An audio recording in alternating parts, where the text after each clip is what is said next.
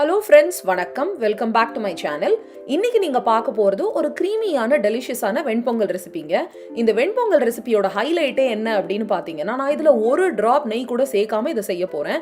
ஒரு ட்ராப் நெய் கூட சேர்க்காம எப்படி வெண்பொங்கல் செய்யறதுன்னு நீங்கள் யோசிக்கலாம். ஆனால் நீங்கள் நான் சொல்கிற மெஷர்மெண்ட்ஸையும் நான் சொல்கிற இன்க்ரீடியன்ஸையும் கரெக்டாக போட்டு செஞ்சீங்க அப்படின்னா இது மாதிரி ஒரு ரெசிபியை நீங்கள் கண்டிப்பாக பார்த்துருக்கவே முடியாது. இப்படி ஒரு வெண்பொங்கலை நீங்கள் டேஸ்ட் பண்ணியிருக்கவும் முடியாது.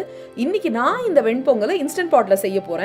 ஆனால் ப்ரெஷர் குக்கரில் எப்படி செய்யறது டைரக்டா அப்படிங்கிற இன்ஸ்ட்ரக்ஷன்ஸும் இதுலயே நான் உங்களுக்கு கொடுத்துட்றேன். வாங்க இப்போ ரெசிபிக்குள்ள போகலாம். இந்த வெண்பொங்கல் பண்ணுறதுக்கு நான் ஃபஸ்ட்டு ஒரு 3/4 கப் அரிசி எடுத்திருக்கேங்க. இந்த 3/4 கப் அரிசியை நான் ஒரு சூடான பாத்திரத்தில் போட்டு வறுத்துக்க போகிறேன்.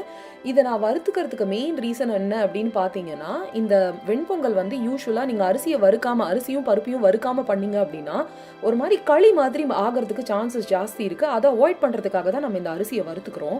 இந்த அரிசி வந்து ரொம்ப செகக்க வறுக்கணும்லாம் அவசியம் கிடையாது. இந்த அரிசி ஒயிட் கலரில் மாறும், அது வரைக்கும் நீங்கள் வறுத்தா போகிறோம். வறுத்துட்டு இந்த அரிசியை தனியாக எடுத்து வச்சிருங்க. அடுத்து நான் 1/4 கப்பு பயத்தம்பருப்பை எடுத்து அதையும் வறுத்துக்க போகிறேன். இது ஒரு வாசனை வர வரைக்கும் நம்ம வறுத்துக்கணும். நான் முதல்லயே அரிசிக்கு சொன்ன மாதிரி இதுவும் ரொம்ப முக்கியமான ஸ்டெப். அதே ரீசனுக்காக பொங்கல் வந்து நமக்கு களியாக மாறக்கூடாது. நான் வந்து நெய் சேர்க்காம இந்த ரெசிபி பண்ண போகிறேன்னு சொன்னேங்க.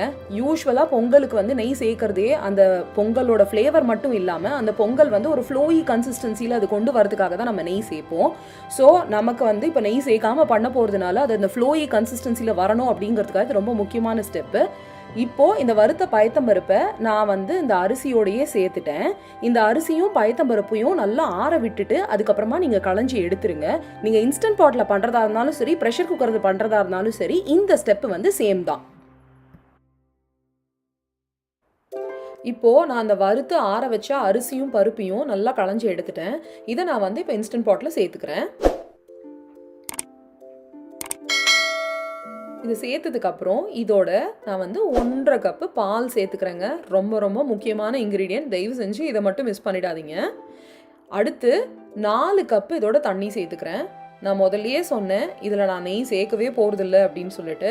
அந்த நெய்யோட ரீப்ளேஸ்மெண்ட்டுக்காக தான் நான் இப்போ பால் சேர்த்துக்கிறேன். உங்களுக்கு அந்த நெய் கொடுக்கல ஃப்ளேவரை இந்த பால் வந்து கண்டிப்பாக உங்களுக்கு கொடுக்கும். அதனால தான் நம்ம தைரியமாக நெய் சேர்க்காமல் பண்ணுறோம். இதில் நான் வந்து ஒரு டீஸ்பூன் ஜீரகம் சேர்த்துக்கிறேன். அதோட 1/2 டீஸ்பூன் மிளகு,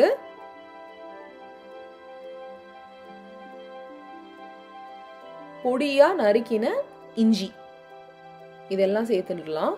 நான் இதோட காஞ்ச கருவேப்பிலை சேர்த்துக்கிறேங்க. உங்ககிட்ட ஃப்ரெஷ் கருவேப்பிலை இருந்தால் அதை எடுத்துக்கோங்க, அதையே சேர்த்துக்கோங்க. என்கிட்ட வந்து ஃப்ரெஷ் கருவேப்பிலை இல்லை, அதனால நான் காஞ்ச கருவேப்பிலை தான் சேர்த்துக்கிறேன்.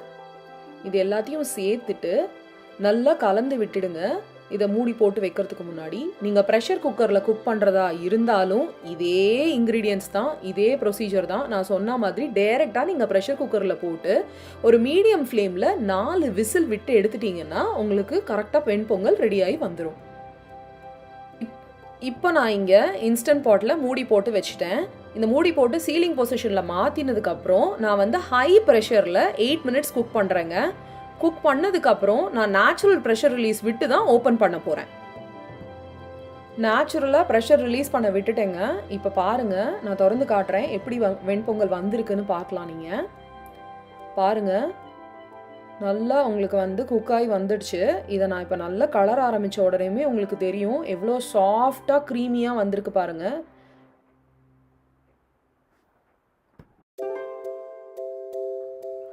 இதில் நான் இப்போ வந்து தேவையான அளவு உப்பு சேர்க்குறேங்க.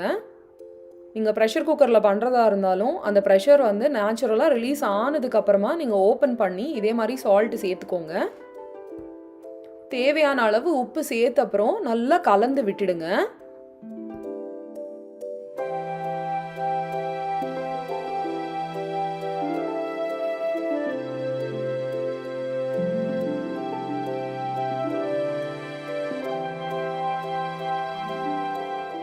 அடுத்து கொஞ்சமாக ஒரு பேனில் நான் வந்து எண்ணெய் சேர்த்துக்கிறேன். இதில் கொஞ்சமாக முந்திரி பருப்பு போட்டுக்கிறேன். போட்டுட்டு இதை நான் வந்து வறுத்து விட ஆரம்பிக்கிறேன். முந்திரி பருப்பு ஸ்லைட்டாக வறுபட்ட உடனே 1 டீஸ்பூன் ஜீரகம் சேர்த்துக்கிறேன். அதோட 1/2 டீஸ்பூன் வந்து மிளகு சேர்த்துக்கிறேன். கொஞ்சம் பொடியாக நறுக்கின இஞ்சி மற்றும் பெருங்காயம் அதுவும் சேர்த்துக்கிறேன். இது எல்லாத்தையும் சேர்த்து இப்போ நான் நல்லா வறுத்து விட்டுக்க போகிறேன்.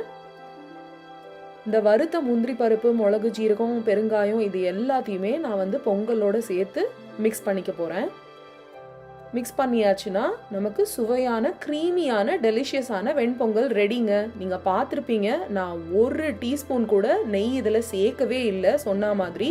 ஆனால் இதில் கண்டிப்பாக இதோட ஃப்ளேவர் கண்டிப்பாக காம்ப்ரமைஸ் ஆகாது. இந்த ரெசிபியை நீங்கள் கண்டிப்பாக ட்ரை பண்ணி பார்த்துட்டு உங்களோட கமெண்ட்ஸ் அண்ட் ஃபீட்பேக்கை நீங்கள் எனக்கு கண்டிப்பாக கொடுங்க. இந்த வீடியோ உங்களுக்கு பிடிச்சிருந்ததுன்னா மறக்காமல் லைக் பண்ணுங்கள், ஷேர் பண்ணுங்கள். இந்த சேனலுக்கு கண்டிப்பாக சப்ஸ்கிரைப் பண்ணுங்கள். தேங்க்ஸ் ஃபார் வாட்சிங். பபாய்.